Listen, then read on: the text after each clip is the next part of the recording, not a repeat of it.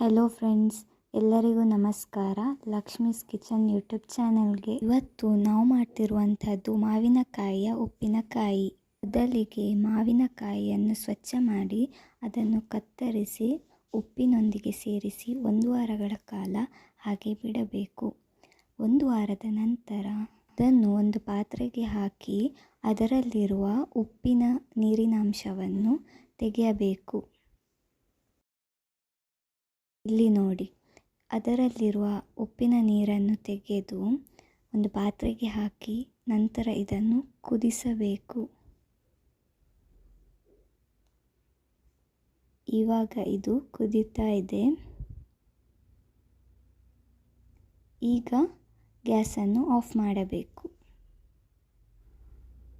ನಂತರ ಒಣಮೆಣಸು, ಕರಿಮೆಣಸು, ಸಾಸಿವೆ, ಜೀರಿಗೆ ಹಾಗೂ ಸ್ವಲ್ಪ ಮೆಂತೆ ಇಷ್ಟನ್ನು ಗ್ರೈಂಡ್ ಮಾಡಬೇಕು.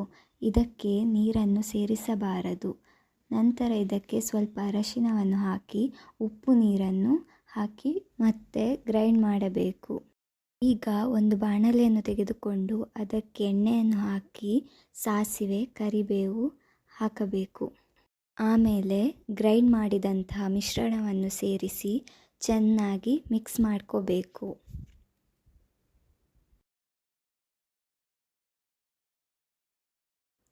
ಈಗ ಸ್ಟವನ್ನು ಆಫ್ ಮಾಡಿ ನಂತರ ಇದಕ್ಕೆ ಸ್ವಲ್ಪ ಇಂಗನ್ನು ಹಾಕಿ ಆಮೇಲೆ ಮಾವಿನಕಾಯಿಯನ್ನು ಹಾಕಿ ಚೆನ್ನಾಗಿ ಮಿಕ್ಸ್ ಮಾಡ್ಕೋಬೇಕು.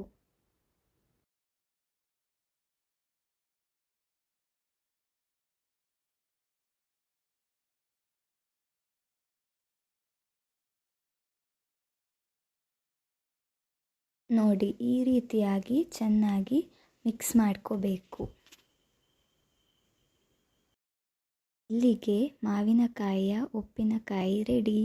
ಈ ವಿಡಿಯೋ ನಿಮಗೆ ಇಷ್ಟ ಆದರೆ ವಿಡಿಯೋಗೆ ಲೈಕ್ ಮಾಡಿ ಹಾಗೆ ಚಾನೆಲ್ನ ಸಬ್ಸ್ಕ್ರೈಬ್ ಮಾಡಿ.